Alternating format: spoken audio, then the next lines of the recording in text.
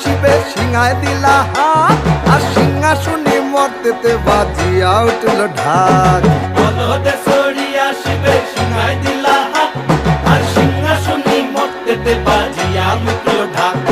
শিবের সনে কার্তিক গণেশ লক্ষ্মী সরস্বতী, শিবের সনে কার্তিক গণেশ লক্ষ্মী সরস্বতী। আশ্বিন মাসে বাপের বাড়ি আসেন ভগবতী।